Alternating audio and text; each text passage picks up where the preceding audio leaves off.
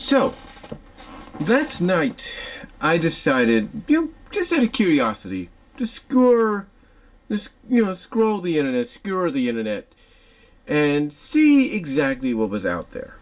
Not saying I don't do that all the time when I get an opportunity, which right now, until somebody calls me that I've applied for, gives me, an offer to work again, I have plenty of time to do. But anyway, that's not what I'm here to talk about.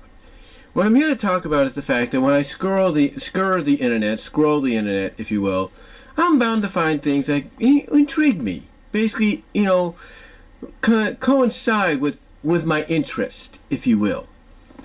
And one that I found was a fellow artist. I wouldn't say artist because my art sometimes sucks. But I would say fellow storyteller and artist, because I can pretty much, write stories better than art, draw and all that. But you get the point. Let's just get to the point here. Let's get to the point before I ramble, if you will. But anyway, I stumbled upon a fellow fan named, and let me make sure I get the name of this person right because I do not want to screw it up, if you will, by the name of Kadath. Kadath. That's K-A-D-A-T-H. Kadath, if you will. And Kadath is known for doing a series of stories featuring pretty much the same kind of characters. Basically, it's all set in the same world, and most times these characters do interact with each other depending on the situation.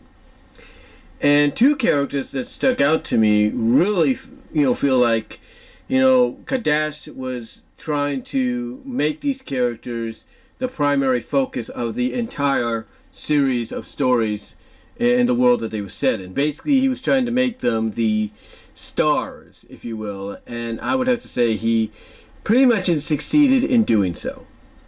One of these characters, I should say, that he succeeded in, accomplishing that feat with is known as Puzz, P-U-Z, or full name Puzzle, who is a female giraffe. And let's just say she's one of the characters that is portrayed to be very intelligent, got a decently sized high IQ, but is kind of ditzy and clueless when it comes to, certain messages that others want to get across to her. More specifically, messages that her roommate, or let's just put it, quite frankly, her girlfriend, Diamond, who is a zebra with purple stripes, wants to get across to her. And sometimes those messages kind of coincide with getting very, let's just say, intimate.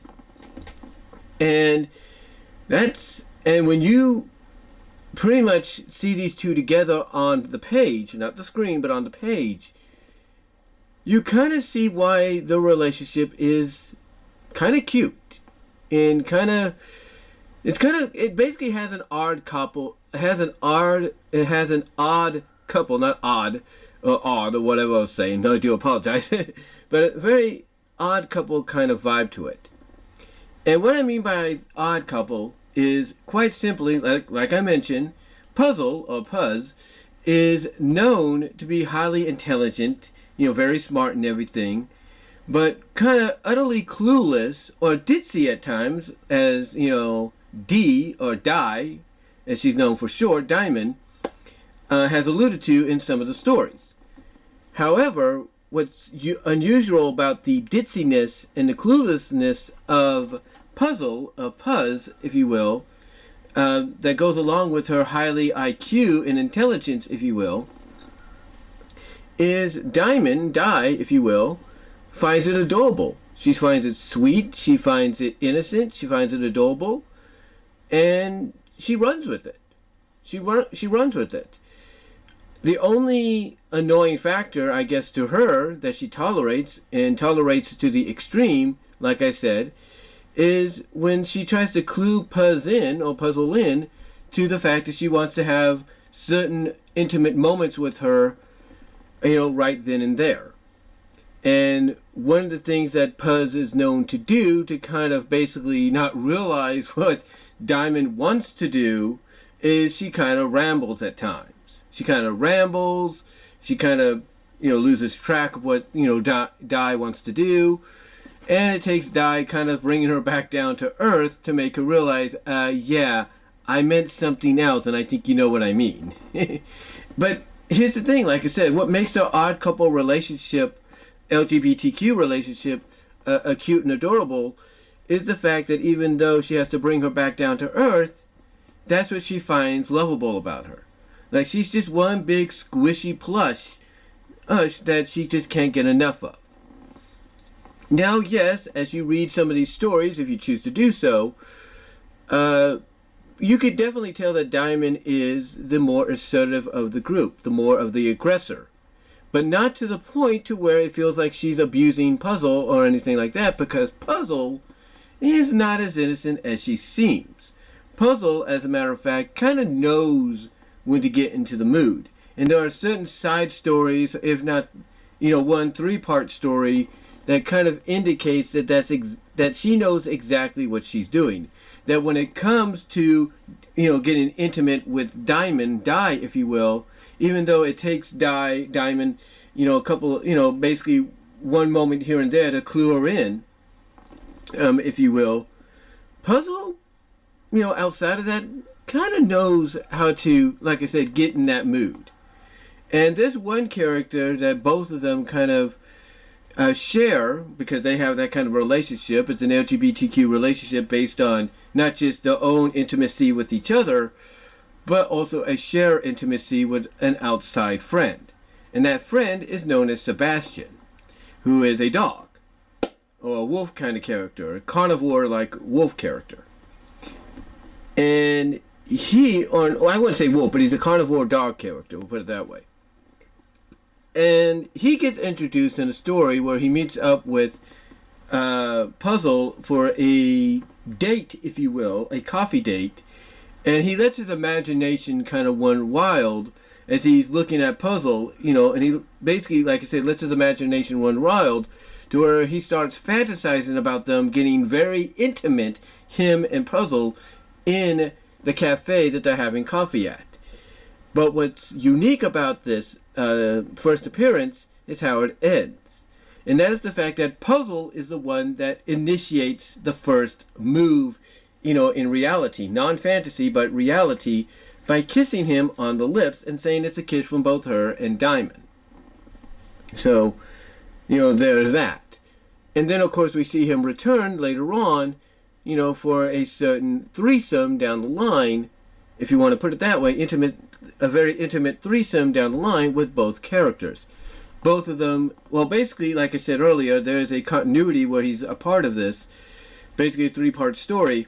Well, the first part is about him and Diamond getting it on, and Puzzle being curious as to what's all the noise, all the ruckus that's distracting her from getting some paperwork done that she has to get done for class or for work or whatever, and she sees what it is.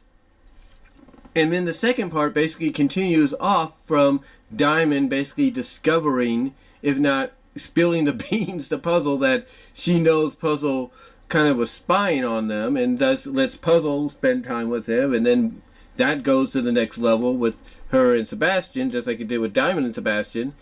And then, of course, like I said, it ends with them having an intimate threesome at the end, and then going back to the cafe where it all began to have a drink or so, and hint at the fact that maybe they might be doing one more intimate threesome before the day is through, back at either their apartment or his apartment. One of the two.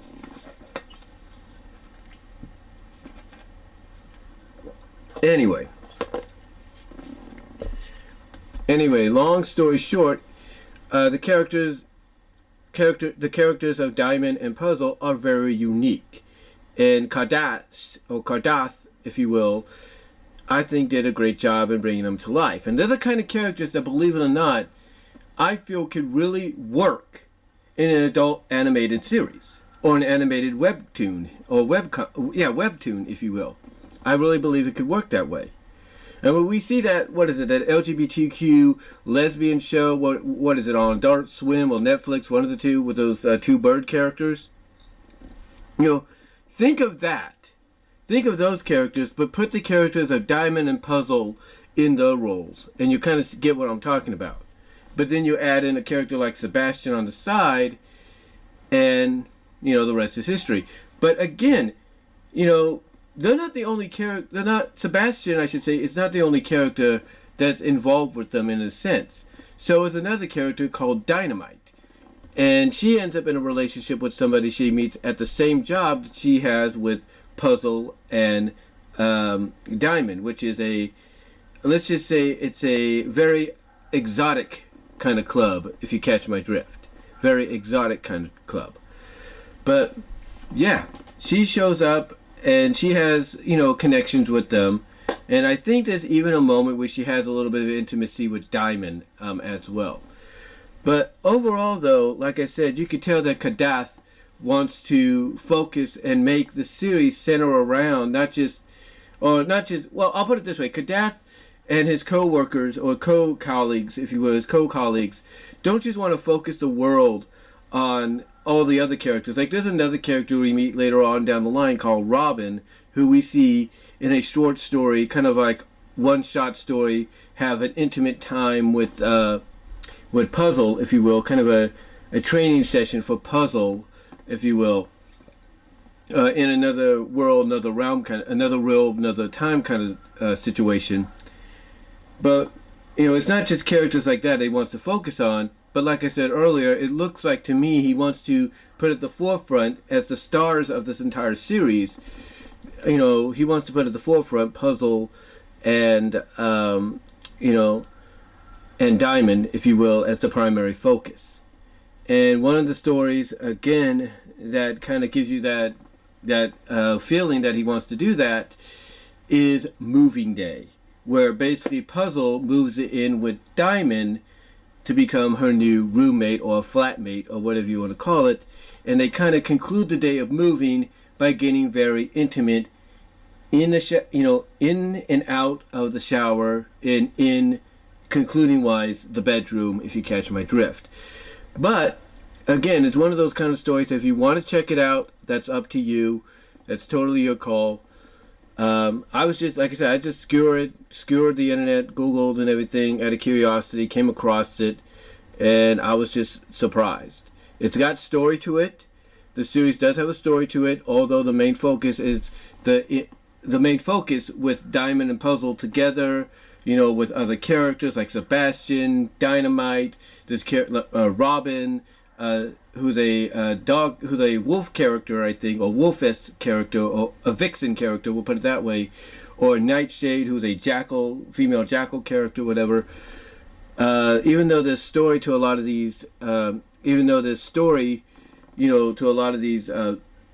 features, if you will, a lot of these comics, if you will, web comics, even though it's a bit of a plot, a bit of a story and characterization, the main focus is the intimacy, if you know what I mean, the extreme intimacy, if you know what I mean.